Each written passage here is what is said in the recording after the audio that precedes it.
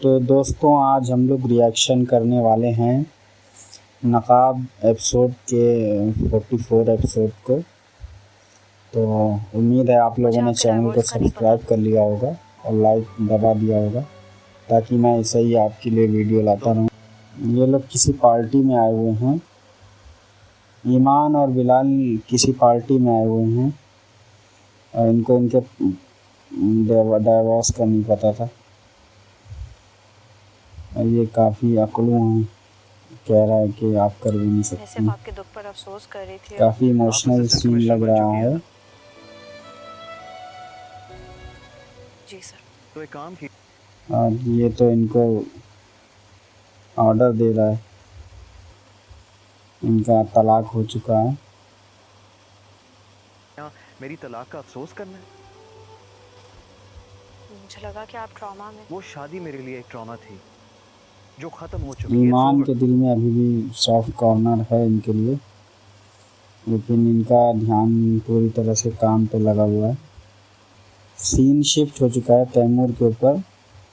वो कार में बैठे हैं और कुछ सोच रहे हैं, शायद ईमान के बारे में सोच रहे हैं जो ईमान ने उनकी बेइज्जती की थी। तैमूर के बारे में सोच रहा है कि तैमूर ने उनकी बेइज्जती की थी, उनके दिल पे लग गई।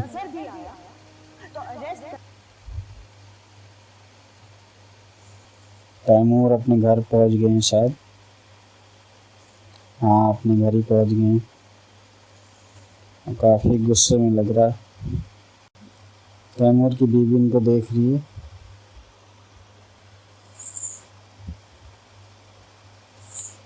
तैमूर की माँ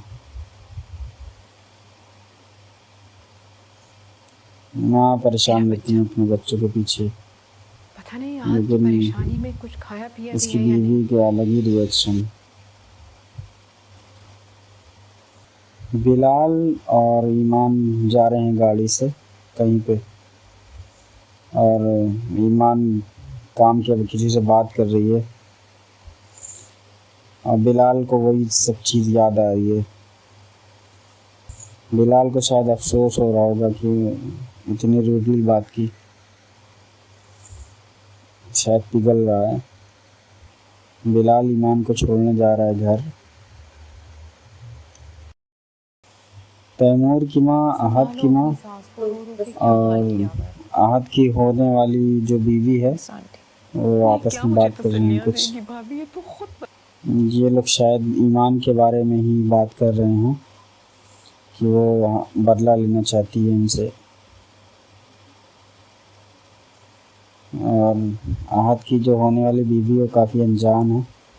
यहाँ तैमूर की बीवी भी आ गई है पीछे, सुन रही है सारी बातें। वो कह रहे हैं कि तैमूर की बीवी आई है और कह रही है कि कपड़े अब्बू जा रहे हैं अहद से मिलने, कोई कपड़े हो तो दे दें। और शायद तैमूर की बीवी भी जाएगी जेल अहद से मिलने। तैमूर की बीवी चाय पी रही है और अहद की भी होने वाली बीवी आ रही है, तो हमें लगता है ये कुछ भड़काएगी कुछ न कुछ। अपने फ्यूचर हस्बैंड की एक्स गर्लफ्रेंड को डिफेंड मुझे शौक हो गई सुन के एक्स गर्लफ्रेंड के बारे में, अहद की एक्स गर्लफ्रेंड के बारे में।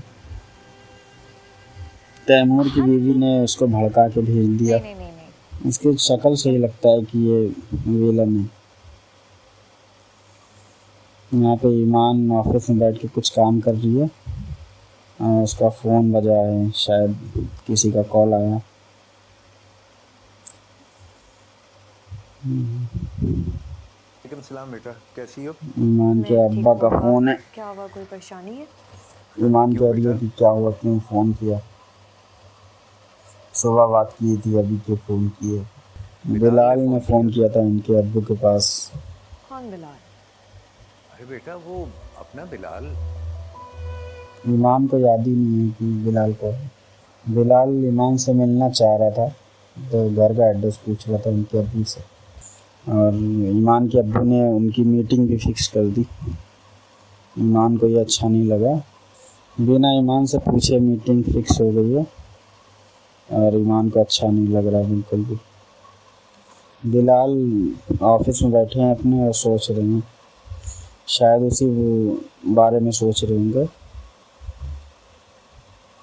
जो इनकी आंखों में पड़ गया था। और ईमान ने इनकी आंखों अपने दुपट्टे से, ईमान इनके ऑफिस में आई है, कोई फाइल लेके आई है कोई। प्रपोजल मेरी मर्जी के बगैर कैसे लेके जा सकते हैं? बिलाल ने बोला कि मेरा काम है आपके अब्बा से आपकी कहना, मर्जी तो आपके अब्बा पूछेंगे अगर ना आपसे। आपका मन नहीं है तो फिर आप मना कर देना। अभी तक तो ये बिल्कुल अकड़ू थे, अचानक से पता नहीं क्या हुआ। कहीं ये ख्याल तो नहीं देख रही, ख्याली पुलाव तो नहीं पक रहा इनके मन में। आप लोगों को क्या लगता है गाइस कि इनकी शादी होगी आपस में? कमेंट में लिखें ज़रूर। जेल में आहत की माँ आहत से मिलने आई है और तैमूर के बाप भी हैं साथ में। वो शिकायत कर रही है तैमूर के बाप से कि मच्छरों ने कितना काट लिया उसको। जेल में तो ऐसा ही होता है। आहत की माँ को लगता है कि ईमान ने ही इनको जेल में डलवाया है, उनके लड़के का कोई कसूर नहीं। डिप्टी कमिश्नर शहर से बाहर गया हुआ है और इनकी बेल नहीं हो पा रही। मीडिया का भी काफ़ी दबाव है। जब मीडिया किसी केस पे होती है तो फिर बहुत मुश्किल होता है बेल मिलना। आहत बहुत गुस्से में है ईमान के ऊपर, कह रहा है कि मैं उसको निकल के छोड़ूंगा नहीं। आहत का सपना था कि उसको बिजनेस टाइकून बनना था। ईमान सोच रही है कि बिलाल घर पहुंच गए होंगे और वो मेरे अब्बा से बात कर रहे होंगे शादी की। ईमान सोच रही है कि अब्बा को फ़ोन करें कि न करें, पूछे कि न पूछें। उसका पूरा ध्यान वहीं लगा हुआ है। ईमान को यकीन ही नहीं हो रहा कि बिलाल ने ये सब कुछ कहा है उससे। ईमान काफ़ी शौक है। बिलाल ईमान के घर पहुंच गया है। काफ़ी ठाट बाट है उसकी। बिलाल पूरी तैयारी में आया है। फूल वगैरह लेके। बिलाल का प्रमोशन हो गया है, वो डिप्टी कमिश्नर बन गए हैं। और ईमान के बाप काफ़ी शौक हो रहे हैं ये बात सुन के। फाइनली बिलाल ने ईमान के बाप से कह दिया कि मैं आपकी बेटी को बहुत खुश रखूँगा। फाइनली इनको अंदर बुलाया गया। सीन शिफ्ट होता है आहत की होने वाली बीवी के ऊपर, और वो सोच रही है कि उसको जो जो भड़काया गया था, सब लोग उसको मिलके ईमान के बारे में भड़का रहे हैं। उसका भाई भी आ गया। दोनों भाई बहन आपस में बात कर रहे हैं कि हमने आहत से मंगनी करने में कोई जल्दी कर दी। उसको काफ़ी अफसोस हो रहा है कि मैंने किससे मंगनी कर ली। इनका भाई इनको समझाता है कि देखो ये सब चक्कर में न पड़ो, ये लोग तुम्हें भड़का रहे हैं। वापस सीन शिफ्ट हुआ है ईमान के घर पे। बिलाल बैठे हुए हैं ईमान के अम्मी अब्बू के साथ। ईमान के बाप कह रहे हैं कि वो इतनी गुस्से वाली है फिर भी आप उससे शादी करना चाहते हैं, और बिलाल कह रहा है कि मैं उसका प्यार देखकर उससे शादी करना चाहता हूँ। बिलाल कह रहा है कि ईमान आप लोगों से बहुत मोहब्बत करती है, इसीलिए मुझे वो पसंद है, और मुझे ऐसे ही लड़की चाहिए जो लोगों से मोहब्बत करे। ईमान की अम्मी कह रही हैं कि तुम्हारे घर में मेरी बेटी ने बहुत कुछ सहा है।